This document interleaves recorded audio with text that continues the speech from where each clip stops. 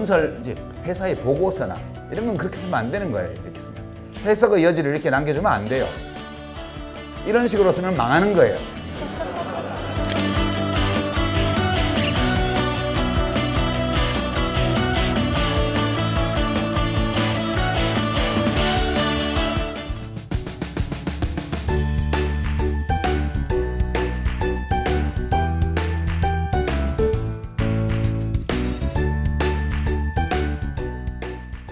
글쓰기가 힘이 들 때, 그럴 때 그 생각을 해요. 이것이 얼마나 엄청난 축복인가. 그리고 이 축복을 즐거움으로 누리지 못한다는 건 얼마나 큰 비극인가. 그런 생각을, 좀 정신승리에 도움이 되시나요? 네. 그렇게 생각하면 좀 덜 고통스럽게 느껴질 수 있다고 저는 생각을 합니다. 이제 그러나 그렇게 생각한다고 해서 고통이 없어지는 건 아니에요. 그죠? 그렇기 때문에 우리가 오늘 제 강의의 주제는 어떻게 하면 고통을 덜 느끼면서 글을 쓸 수 있을까? 그런 것과 관련해서 때로 기술도 좀 필요하고 방법도 알아야 되고 그리고 방법과 기술을 안다고 되는 건 아니죠. 그러니까 방법을 안다고 해서 되는 건 아니고요.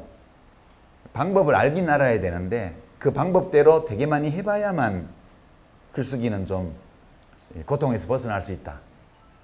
그렇게 저는 생각을 합니다. 그런 점에서 오늘 어떻게 하면 좀 어떤 식으로 훈련하고 어떤 식으로 평소에 글 쓰는 습관을 들이면 잘 될까? 거기 초점을 두고 좀 말씀드릴게요. 책에 다 있는 내용을 제가 반복할 필요는 없을 것 같고요. 내가 글을 쓸 때 특히 여러분들이 되게 논문을 쓰거나 보고서를 쓰거나 또는 뭐 회사에서 필요한 어떤 글들, 되게 보고서가 많죠. 또는 뭐 자기가 취미로 활동하는 어떤 동호회에서 그 활동과 관련되어 있는 뭐 자기 주장이라든가 견해라든가 경험담 이런 걸 쓸 때 어디에 초점을 두고 뭘 생각하면서 글을 써야 되나? 이제 그 문제에 관해서 좀 집중적으로 말씀드리려고 해요. 근데 어떤 사람이 써놓은 글을 보면 그것이 회사의 보고서든 아니면 회사에 쓰는 보고서든 아니면 뭐 커뮤니티에 올리는 어떤 게시판 글이든 간에 좀 무슨 말인지 모르겠는 그런 게 있죠. 그런 경우가. 뭘 열심히 써놨는데 뭔 말인지 잘 모르겠어. 느낌이 확 다가오지를 않아. 그런 거요. 잘 쓴 글이라 하면 첫 번째 한쪽에서는 쓴 사람이 생각한 거를 잘 담아야 돼요. 두 번째는 담는다고 해서 되는 게 아니고 어떤 언어로 어떻게 담느냐에 따라서 읽는 사람이 그것을 그대로 가져가는 경우가 있고 못 가져가는 경우가 있어요. 그러니까 내가 담으려고 하는 뜻을 정확히 담고 그리고 그것을 읽는 사람이 내가 담으려 한 뜻 그대로 그 모양 그대로 가져갈 수 있도록 글을 써주는 게 제일 잘 쓰는 거거든요. 그렇게 되다 보면 글 쓰는 게 되게 재밌어져요. 말로 하면 굉장히 좀 부정확하고 번잡하던 것도 글로 딱 정리를 해서 전달을 하면 일목요연하게 내가 말하고자 하는 것을 오해의 여지 없이 전할 수 있거든요. 글을 쓰는 사람과 글을 읽는 사람은 완전 다른 사람이에요. 완전 달라요. 사람이 우선 다를 뿐만 아니라 유전자가 다르잖아요. 우선 개성도 다르죠. 성격도 다르죠. 경험도 다르고요. 그리고 취미도 다르고 소망도 다르고 인생관도 다르고 다 달라요. 때로는 이해관계도 다릅니다. 그러니까 어떤 텍스트를 읽을 때 사람들이 그것을 텍스트에 끌려가서 읽냐 하면 그게 아니고 자기가 그 텍스트를 해석합니다. 누구나. 근데 그 텍스트를 해석하는 독자하고 그 텍스트를 만든 글쓴이하고는 완전 다른 사람이어서 이걸 제대로 하지 않으면 글 쓴 사람은 정확하게 내가 생각하는 걸 다 맞다고 생각했는데 읽는 사람은 그걸 못 가져가는 거예요. 혹은 전혀 다른 형태로 가져가는 거예요. 우선 이 텍스트를 한번 보시죠. 그럼 이게 유명한 시인데요. 이 시를 읽으면서 딱 떠오르는 단어가 뭐예요? 어떤 단어가 떠오릅니까? 사랑. 그죠? 딱 바로 떠오르잖아요. 연탄재 함부로 발로 차지 마라. 연탄재가 뭐 하찮게 보이니까 발로 차잖아요. 근데 그 연탄재가 연탄이었잖아요. 연탄이 연탄재가 될 때 자기 몸을 완전 불살랐잖아요. 너 그렇게 살아봤어? 어떤 여인을 위해서, 어떤 남자를 위해서 그렇게 뜨겁게 사랑해봤냐고 이렇게 해석하죠. 많이들. 그래서 이것은 연애시. 그렇게 해석할 수 있죠. 아무 콘텍스트가 없으면. 그렇게 해석해도 돼요. 왜냐하면 이 작가가 그것을 구속하지 않기 때문에요. 자기가 일단 어떤 메시지를 담았어요. 여기에다가 세상에 발표를 했어요. 독자들이 이것을 어떻게 해석하냐는 독자의 몫이에요. 그러니까 이 작가는 이 시를 어떻게 해석해야 된다고 말하지 않아요. 근데 이 시는 전혀 다르게 해석할 수 있습니다. 어떤 거냐면 이 시는 1991년도에 쓴 거예요. 안도현 시인이요. 1991년도에 안도현 시인이 뭐였게요? 정교조 해직교사였어요. 1989년도에 정교조 결성을 해서 1,500명 넘게 정부에서 교사들을 해고했잖아요. 불법이라고. 그 중에 한 사람이었어요. 그때 정교조는 참교육을 기치를 들고 뭐 촌지 안 받기, 애들 안 때리기 뭐 이런 거 했잖아요. 그 학부모들이 좋아했다고요. 그렇지만 뭐 학교를 교육 현장을 정치투쟁의 무대로 삼는다, 뭐 빨갱이다, 뭐 교사가 노동자냐 이래가지고 어마어마한 공격을 받았잖아요. 저는 그 컨텍스트에서 이 시를 해석해 보면 고등학교, 중고등학교 선생님이 아이들을 향한 사랑을 불태운 다음에 해직교사가 됐어요. 그러니까 이거는 안도현 시인이 세상을 향해서 해직교사라서 소리 지르고 싶었던 정치시다. 그렇게 해석할 수 있죠. 어떤 해석이 맞다고 말할 수가 없어요. 그냥 그렇게 각자 해석하면 그만이에요. 그게 문학작품의 강점이죠. 종교경전도 비슷해요.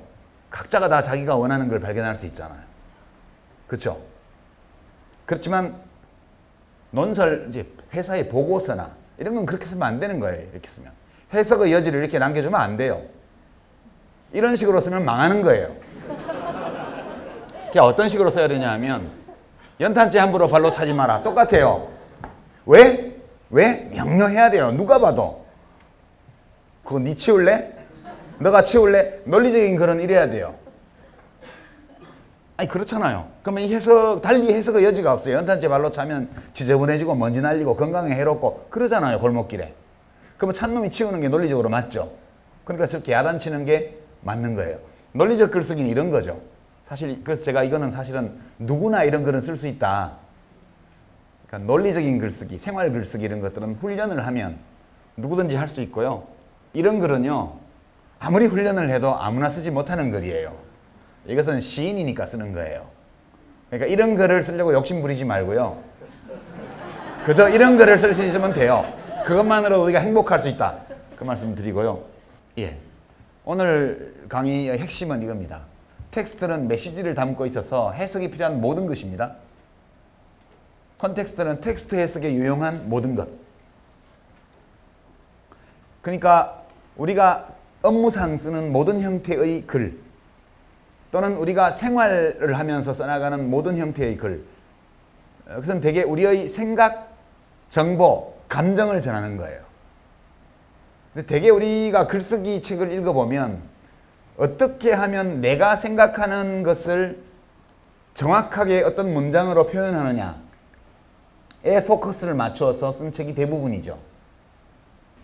문장론 못지않게 글을 쓸 때 주의해야 될 것이 내가 제공한 이 정보, 내가 제시한 이 해석, 그리고 나의 이 주장, 판단, 이것에 읽는 사람이 이것을 우선 이해할 수 있고 이 사람이 왜 이런 생각을 했는지 이해할 수 있어야 되고 더 나아가서 내 생각도 비슷한데 라고 공감하게 만들려면 그렇게 하는데 필요한 콘텍스트, 이게 해석에 필요한 정보를 눈에 띄지 않게 넣을 수 있으면 눈에 띄지 않게 넣고요. 그 다음에 강조하고 싶으면 도드라지게 해서 넣으라는 거죠. 데이터면 데이터, 논리면 논리, 인용이면 인용, 이런 것들 같이 넣어주라는 거예요. 이걸 잘하면 사실 문장이 좀 어눌해도요, 어색해도요, 정보가 때로 약간 부정확한 게 이제 오류가 있어도 그래도 큰 상관이 없거든요. 큰 틀에서 공감을 받아냈기 때문에. 그래서 이렇게 하다 보면 글쓰기가 어느 날 좀 재밌어지는 날이 올 거예요. 글을 쓸 때 가장 큰 고통은 내가 쓴 글이 다른 사람에게 이해받지 못할 때, 우선 이해가 안 된다 그러면 진짜 좌절감이 크고요. 야, 너 무슨 말 하는지 이해하겠는데 난 동의 못해. 이렇게 나오면 좀 덜 서운하지만 그래도 화가 나요. 예? 가장 큰 좌절은 뭔 말인지 모르겠어 이거예요. 그럼 진짜 곤란한 거예요. 아는데 난 생각이 달라. 이것만 해도 괜찮은 거예요. 그래서 우선 상대방이 읽으면서 보고서를 보는 사람들이 뭐 무슨 말인지는 알겠어. 여기까지 일단 가고 그다음에 말 되는데 이렇게 좀 가기 시작하면 사람들이 어떤 형태로든 당신의 글이, 당신이 만든 문자 텍스트가 사람들 사이에서 사람들이 그걸 이해할 뿐만 아니라 많은 공감을 얻고 있다는 걸 알게 돼요, 사람들이. 그럼 자기 주변에서 어떤 형태로든 그걸 느낄 수 있어요. 글쓰기에 재미를 붙이는 건 그때부터거든요. 그거 할 때까지는 노력을 좀 하긴 하셔야 돼요. 일단 어느 시점에선가 한 사람, 두 사람에게라도 야, 잘 썼네?